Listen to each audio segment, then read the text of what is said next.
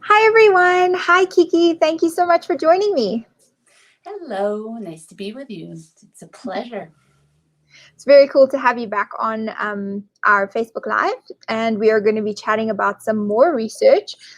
So we are just waiting for some people to come online with us. I see that we are still alone, but so while we're still alone, we're just going to chat. And as you guys come on, please let me know where you're from. Give us a thumbs up if you can hear us, if you can see us. Hi, everyone. I see you there. Let me know where you are in the world. Let me know if you can hear us. Give us a thumbs up. Where are you in the world? Um, and yeah, what is your interest in today's topic? We are going to be chatting about pressure sensitive treadmills. Do you have one? Do you want one? Do you have questions? Please share with us what your questions are if you do have some. So, Kiki has joined me today, and she published a research paper called The Evaluation of the Repeatability of Kinetic and Tempospatial Gait Variables Measured with a Pressure Sensitive Treadmill for Dogs. Always a mouthful. So, we did a research refresh on that last month, and that's in the members portal. So if you guys have had a look at that, fantastic. Hopefully you have some questions. Hi Heather from Scotland. It's so cool to have you. You can hear us. Fantastic. Hi Rachel. I think that's Rachel from Ellie, the UK. Welcome. It's great to have you guys. So, Kiki, will you please introduce yourself to us and also tell us a little bit about this research paper? Yes, sure. So I will apologize up front that I'm a bit off rail because I have a back pain today, so I would need a physiotherapist for myself. So yeah, just keep asking questions if I get a little bit confused. So I'm based in Stuttgart in Germany. I'm a CCRP. I graduated in 2008. I'm coming from a behavioral background. I did my PhD in behavioral studies, but I have been in rehab since 2008 and yeah, ever since. So mentioning the university background, I was in clinic for quite a while and but I still was curious about things, so I tried to get back into research. And it happened by chance that I was working with different modalities and, shockwave. And so I got in touch with the University of Cambridge. So working in clinic and working with research and scientists is not that easy because, if we say see and feel things, we have to somehow put it into data to show them and to get it more objective. So I happened to run into the company with when we were at a conference in Munich. So Professor Matthew Allen from the University in Cambridge, was in Munich as well, and so we looked at this company that had the pressure sensitive treadmills, and I was like, oh, gosh, that's something I need.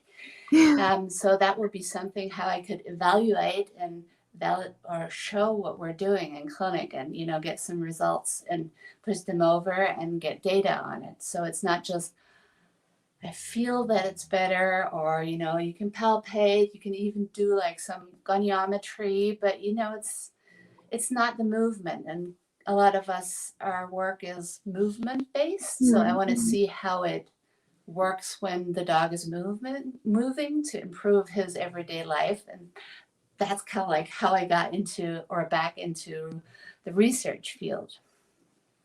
That's fantastic. Yeah, it's always finding ways to be more objective and to measure our outcomes better. And gait analysis is one of those things. I can't even count how many times we've had a lecturer chatting about gait analysis and saying, like, just giving a score out of 5 or 10, depending where you are in the world, it's just not good enough. We need descriptors. We need to know what is happening with that limb. Why, where is it happening in the gait cycle? How is it happening? So all of this information, and then if you write all of that down and try and describe it, you end up with quite an interesting report to send back to the to the vet, and it's all subjective. It's all what you are observing. So fantastic that there are more and more ways that we can objectively measure. Hi, I just want to say hi to everyone else who's come online with us. There are quite a few users here. Some I can't see your names. So from Cotswold, hi, thank you. From Italy and from Poland, hello everyone. It's super great to have you guys here. I would love to hear from you. We would love to hear from you at any point. If you have questions, let us know what they are. We've just heard that Kiki can't stay away from research. So I would actually love to know how many of you feel the same way, that you just have to read research, consume it, and find ways to be involved in it. And maybe you aren't at the moment involved in doing research, but you want to be.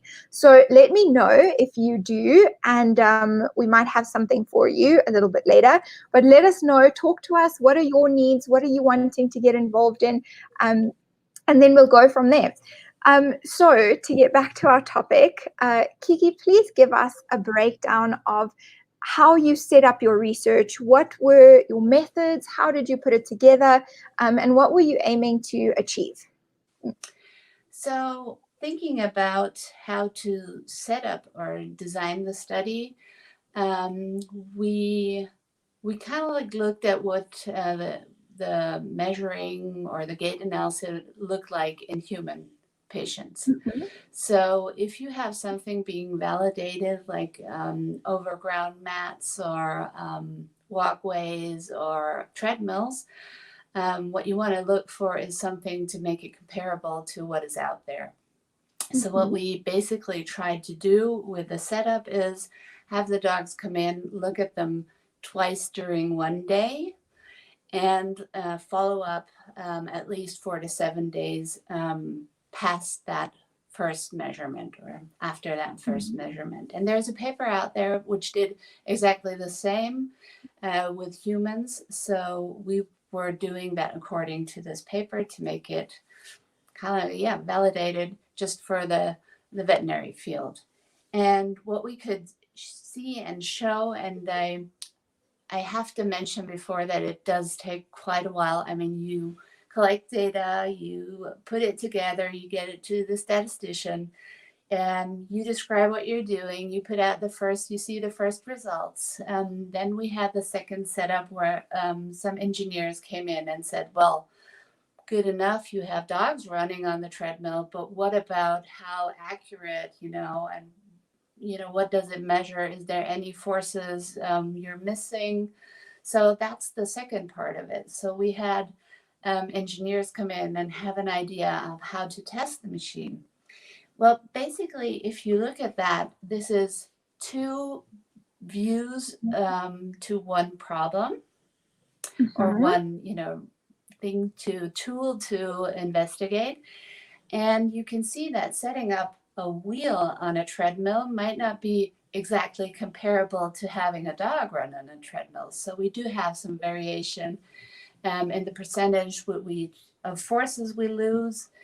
And it was pretty much in the beginning of the machine. So we were still measuring dogs of different sizes. So the small dogs weren't really being well detected in the studies. So there was a lot of variety there. So we still kept them in the study to show where the limits are, and which is also very important for the companies to go back and, to improve that. So it's not just doing research, collecting data, but it's also being happy with your results, but, also telling the downsides of it and the limitations.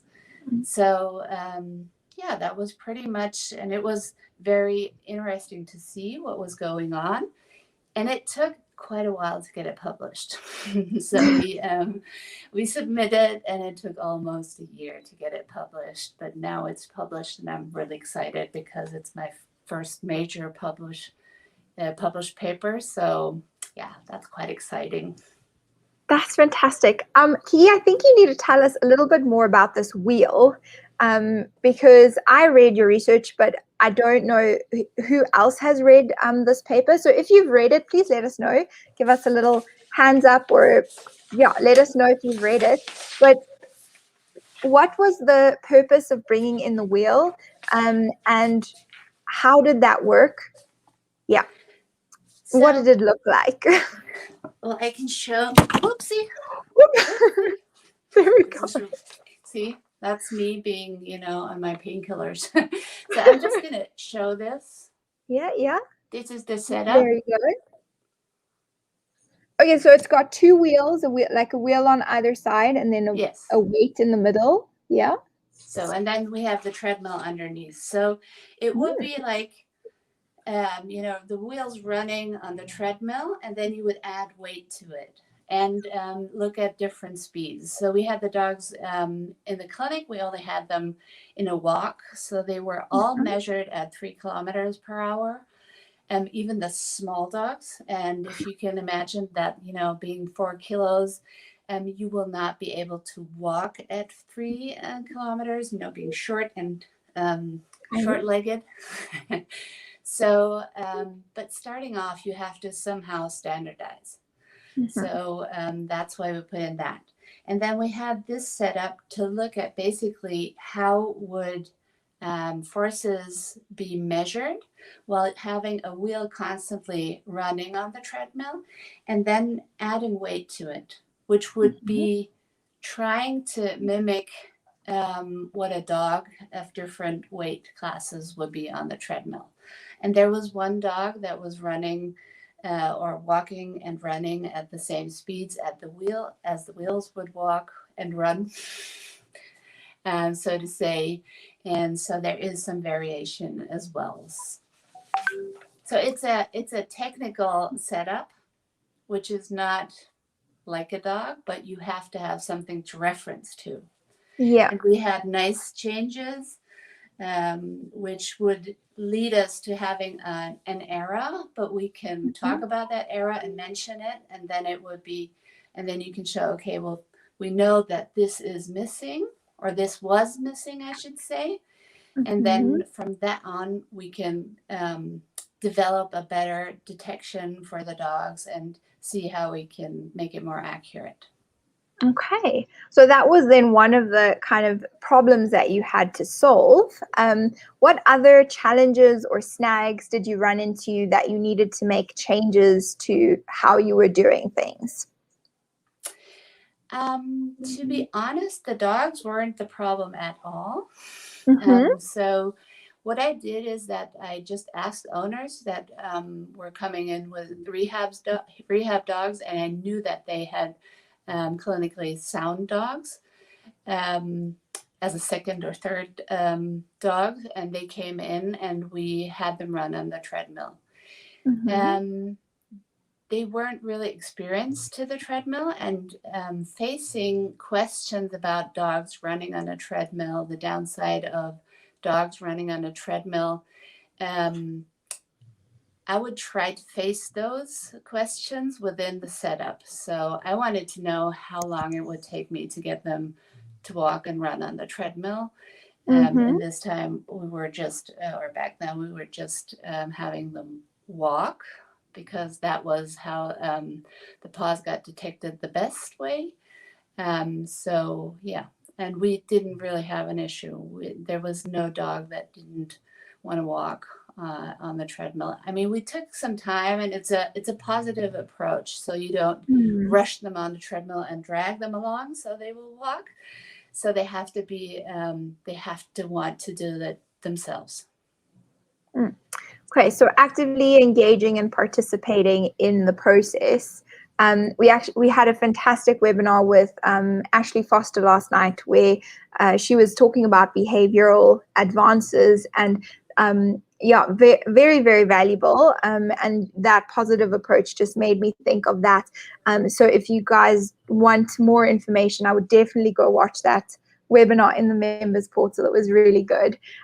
We have a comment here. Hi, listening from Yorkshire, England. Hi.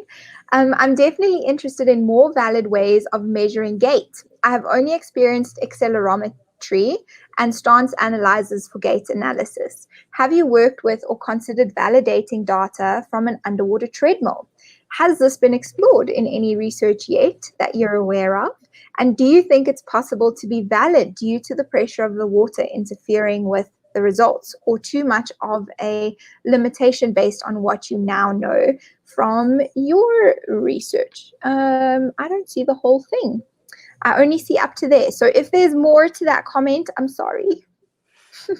Okay, Okay. so great questions, great remarks, and I think they're, so you have to walk me through again, but I'm going to start off with, there is a difference between looking dogs in static, like having them on a stance analyzer, but there's great value in it. So we have that in the treadmill as well. So you can have them standing on the treadmill and analyze their stance.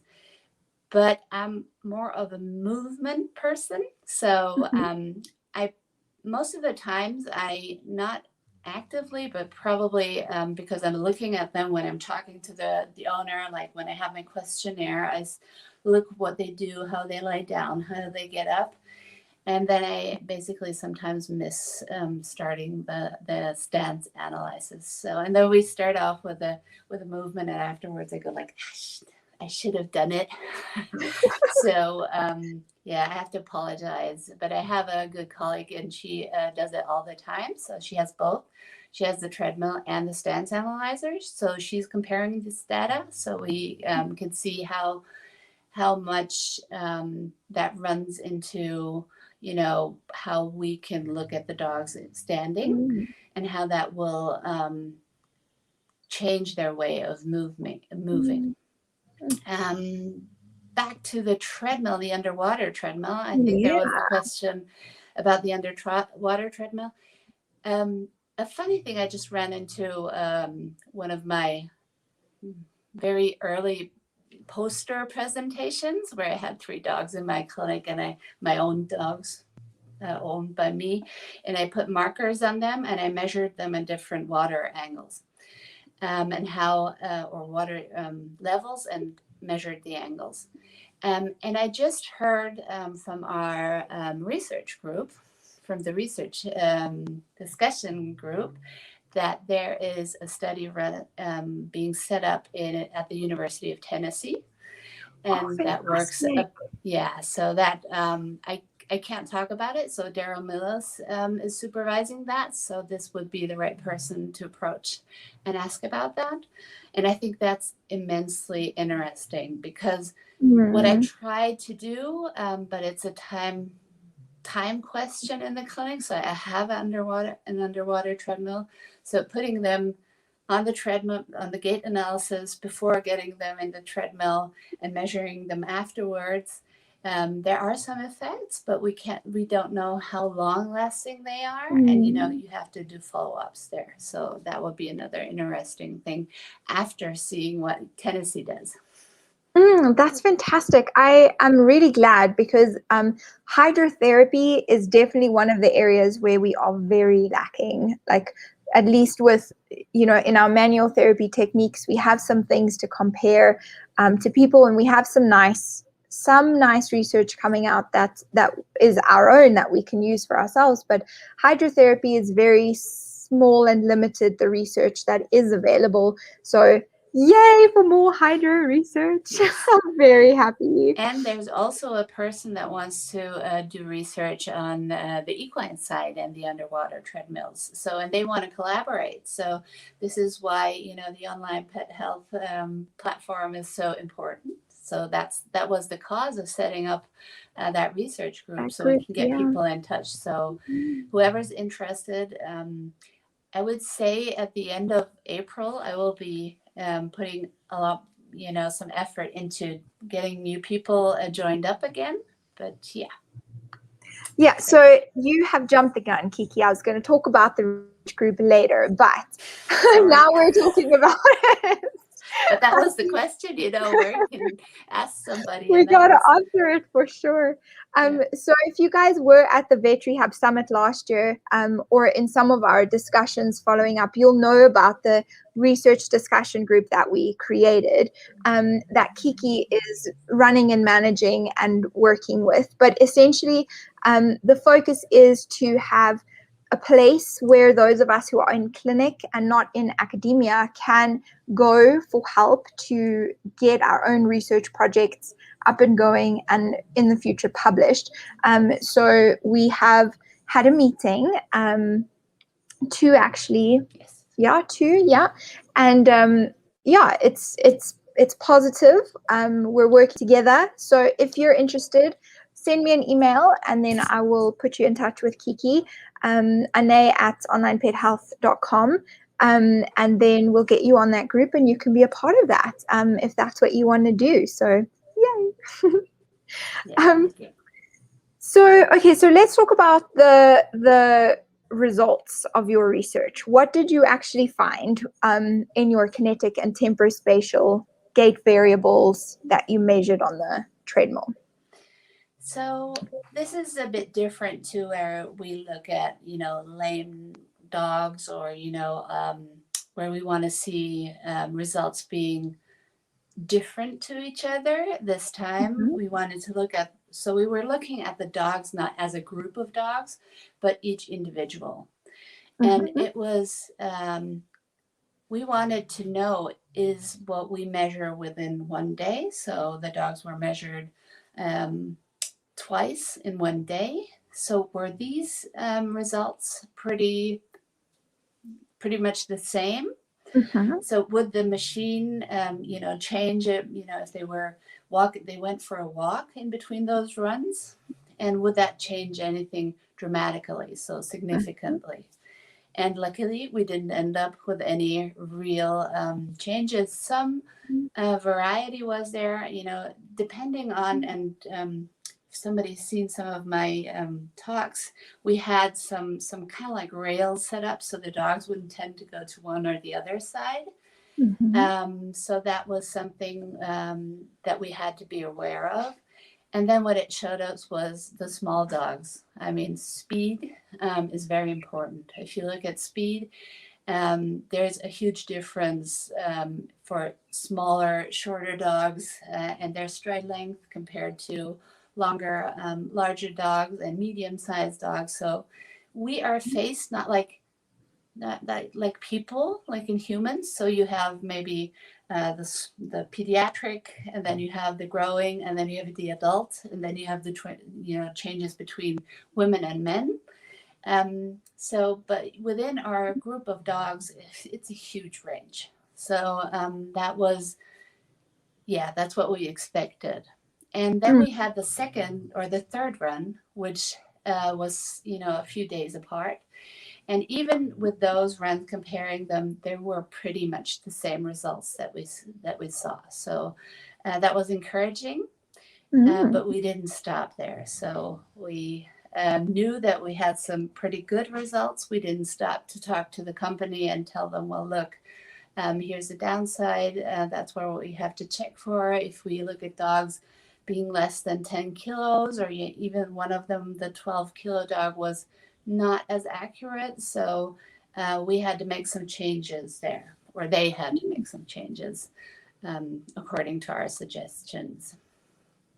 Okay, so have they made changes now? How is the treadmill working better now for small dogs? Does it?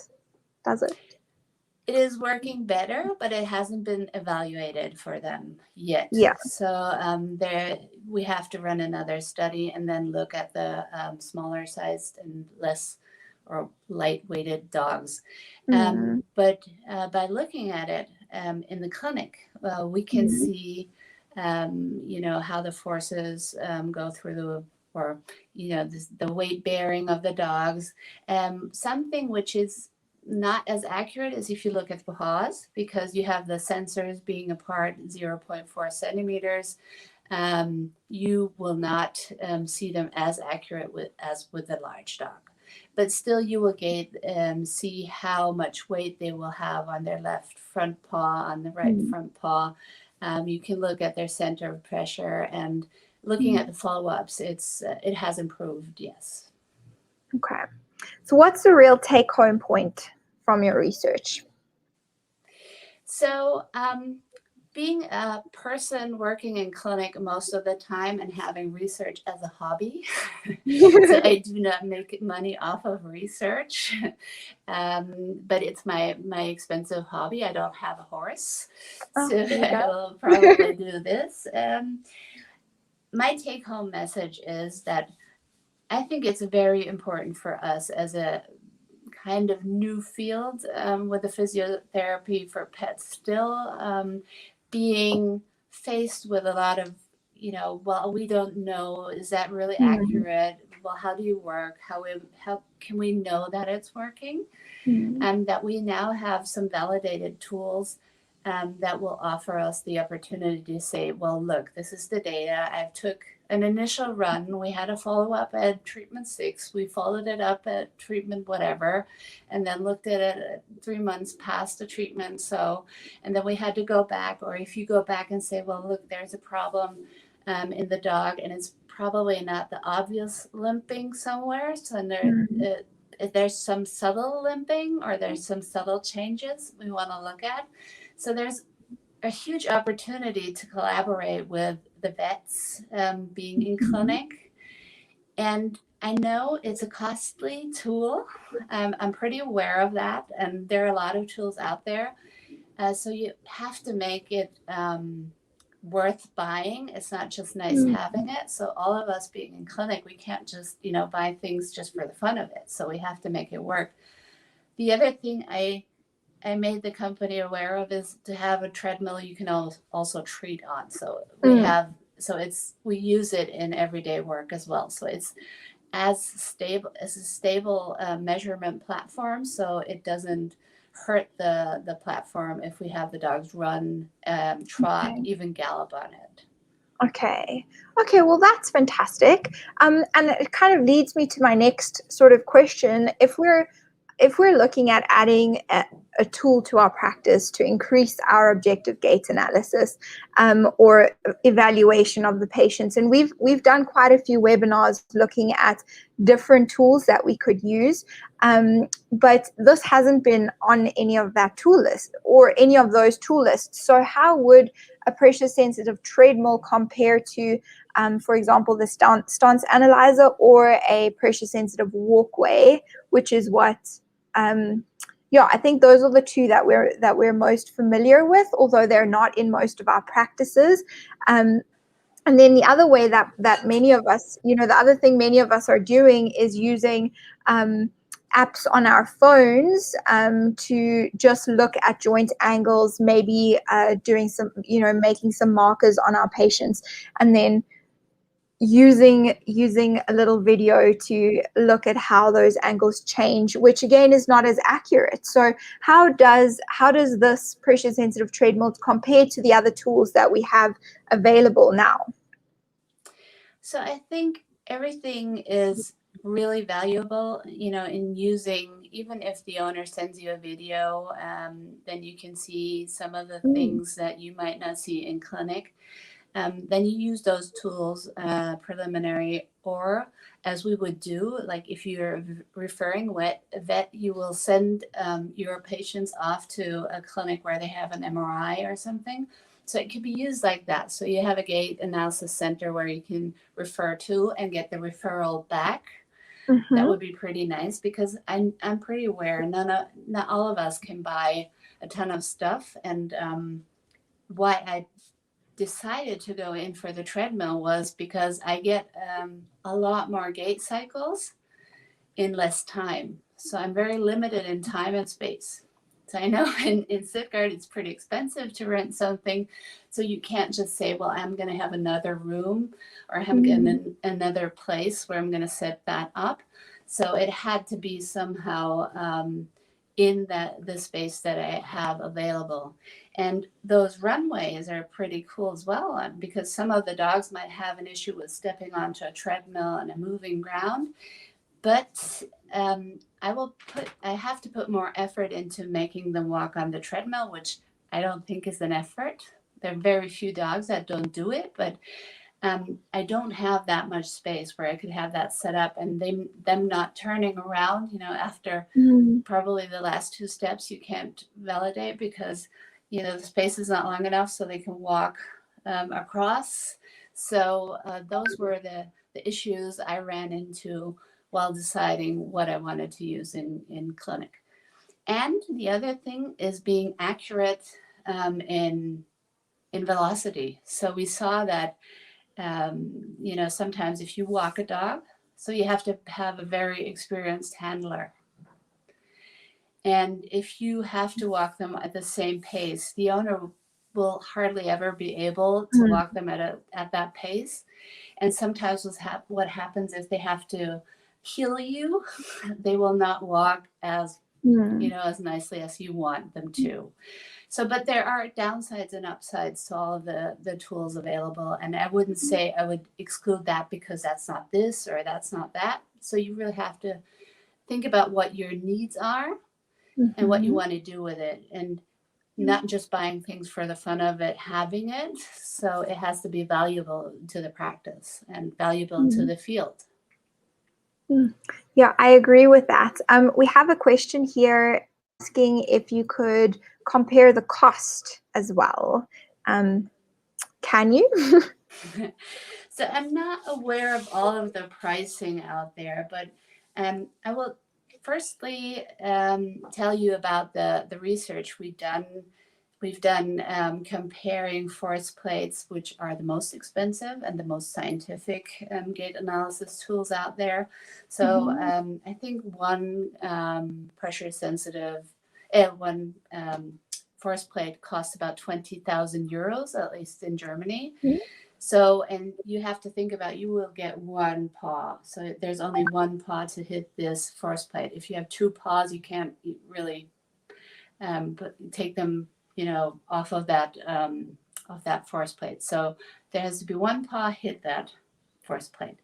So what we did in research, we had at the University of Münster, we had 8 of the force plates, just behind each other. So we were able to run the dogs over those force plates and get maybe, so those were Labradors, maybe 2 full gait cycles if we were lucky. So it took a ton of time to get the gait cycles in. We would get within 30 seconds of measuring the dog on the pressure sensitive treadmill.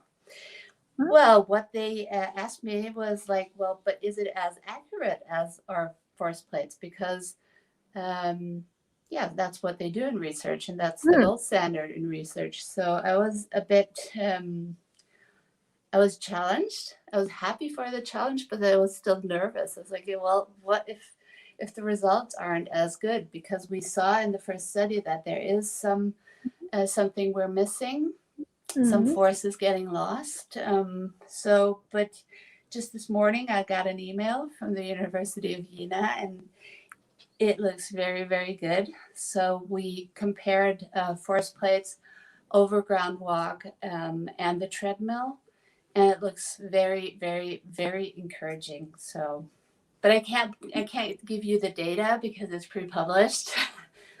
But I can just say it's exciting. I'm really excited, although I'm in pain. I'm really excited. Oh, that's fantastic. Okay, so you're already like well into your next phase of research where you've now compared the different modalities to each other, and you've got the data, and now it's just the process of putting it all together and actually getting it published. Yes. Oh, Kiki, well done. And, the other thing is about a cost. So if I'm interested in something and I think it works, I will consider buying it. So being asked about prices is you have to make a consideration. So how much space do you have available? What kind of dogs are you seeing? What do you want to see? Do you even have sporting dogs you can have run on the pressure sensitive treadmill, and then you can see what happens if you have them run on the treadmill for 10 or 15 minutes or even 20 minutes and then remeasure them again. So I I think that's what you have to consider, not just pricing, but how can you use it in clinic? So I know the companies out there, Gate for Dog has one. They have a walkway, they have a treadmill. You have to look at the results and what will work for you. And, you know, tech scan mats are out there. They're pretty pricey, but yeah, you have to do some research. I mean, I'm a bit intrigued and biased because I use it and I think it's accurate, and I'm doing research on it and can show that it's validated. So yes. Who's the company whose treadmill you use? It's called Zebras Medical, and they're from Isny, which is about 2 hours from where I live. So Okay. yeah. Okay, good. So there you guys have it. Are there any other questions about gait analysis, pressure sensitive, treadmills, comparisons, what Kiki is up to? Joining our research group. Yes. Come on, guys. So the price wise, because I think people might want to know what it costs. So it's sold for with I think one camera for 25,000 euros roundabout. The treadmill with the camera, so to make it comparable to other companies. Okay, perfect. Right, so it has the camera and then the pressure sensor underneath the treadmill mat. The belt, yes. Yeah, and then you can you can use the treadmill as a part of your normal treatments as well as for assessments. I really like that it can serve multiple functions. And you mentioned that you have put a camera above your patient so that you can look at the spine movement as well. That's super exciting. Yeah, so it's not just me working in clinic, so I do some research on orthosis, and we have the Wiggleless brace from Go Hero Go and Ben. And I was looking at those braces and I wanted to see what the spine would do. So I put like a piece of kinesio tape on the spine, and then I looked at it, and then I looked at the center of pressure. So I will double check the devices we will recommend owners to use, like if they have bandages or some sort of braces. I want to see what they do when they walk, because I had people make things for dogs and they said, well, that's not for running, that's just for walking. Or so I'm like, well, what's the point? So, and even if it's like that, so why can't we improve that and make it feasible for running then? So we have another question here. Do you find that older dogs with osteoarthritis had difficulty on the treadmill? No. So being used to using treadmills for quite a while. So I had my underwater treadmill. I think I started it in 2009. So I'm used to getting them used to walking on belts. We sometimes, have to make them comfortable, yes, but most of the times they do not have a real great issue. There are very few dogs that will not run on it, yes, to be honest, but even having dogs on the treadmill being 13, 14 years old, they don't really bother. Okay, I have a good question that I keep forgetting. And it keeps coming back to me and then I forget. So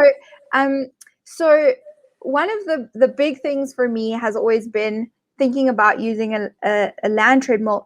Does the gait not change? So if you look at the dog moving over ground, are there not differences in how they move when they're on the treadmill? So that would be my kind of biggest question, is what are the changes that are happening from ground to treadmill? Are there changes in muscle activation patterns and in joint movement? There will definitely be differences, but we're not comparing the treadmill walking with overground walking. So whenever we do our gait analysis, we will do it at the same speed. If they're less lame, we will increase speed, but we will still start with the initial speed we did the first measurement. how will you be able to compare it to them walking outside with having a ton of distractions? Or even if you watch them, and I took a ton of videos having them in Cambridge walk over the walkway. So they kind of sniff here and they turn their head there. So that is a normal way for a dog to move. They're not just kind of like walking like this. So, but on the treadmill, you can get them as straight as possible in most of the times. And I will, just by telling you that we looked at the dogs walking over ground and on the treadmill, there are not as much changes. But what we can see is that there's a huge, or not huge, but there's a large variety in speeds they will use. You know, sometimes they start trotting. So you have to keep that in mind, that you're not being very accurate with speed wise if you watch them over ground. Your changes, you know, of angle, you know, if you look at the dog walking, you will stand at one spot as you can't run, you know, next to it and being on the same level and looking at angles, maybe while they're walking, but once they start trotting, you will not be able with your eyes to detect those changes. So there are changes. Yes, it looks differently, but we always measure on the treadmill. So that's comparable. That's comparable. Okay. And the clinically significant changes that are occurring are being measured on the treadmill. They're not only visible over ground, they're clear and visible on the treadmill. And that's really what it comes down to, right? Is, okay, if there are differences between how our dogs are moving over ground and on the treadmill, are our clinical changes or unsoundnesses or adaptations, are they translating from overground to the treadmill, and are they measurable there if that's where we're evaluating? So yay. So I would not jump into the contest of somebody telling me he was measuring a dog outside and then say, well, that, oh, look, that's what I see and that has to be the same. I wouldn't do that. And you wouldn't, I mean, it's almost like with, if you look at x-rays, I mean, it's a dog, it's their bones, and you can't tell. It's not exactly what it looks like if it's symptomatic or in real life. You will see changes, but it might not appear and be clinically detectable. So I think it's not as easy as just looking at one tiny bit of it. So we have a huge range of, we have weight distribution, we have angles off the midline and how the center of pressure moves. We have step length, which we can look at. We have stride length, we have cadence, we have stance time, we have swing phase, you know. So there are a lot of things we have to look at, and not just basically, sometimes if you look at weight, you know, just the weight, how they put weight on front, left, and right, it might be exactly similar to the other side, but they're putting up on their metacarpal pad and they're not using, you know, their digits the way they should. So it would be 64% of body weight, but it would look completely different in walking. And then it wouldn't be as accurate to say, well, you know, weight bearing is completely perfect, so I don't care. The dog's not lame. Okay, that's really cool. Hi, Nico. Welcome. Thanks for joining us. That's all of my questions. Kiki, was there anything else that you wanted to share with our listeners? Are there any more questions from you guys before we say goodbye? Did you want to share anything else, Kiki? We have a lot to share, but I think that would be beyond our interview. No, I'm really fine. I love to talk about it. I love to answer questions. I know it's a huge topic, and I do some webinars every once in a while, and I know that people are kind of like overwhelmed by the which I talked about, you know, you have step length, you have to look at this and that. So I love talking about it, but it's you have to dig into it. It's not, you just not get the report and it's all in it. So you don't get a diagnosis with it. Yeah, fantastic. So if you guys are interested in joining the research group and doing some clinical research of your own, please let us know. You're welcome to email me, as I've said, or send me a Facebook message. You can reach me that way. You can also reach Kiki via Facebook Messenger, right? Yes. I often do. So just get hold of us. Let us know. If you are watching the recording and you have any questions, feel free to put them in the comments and we will get back to them.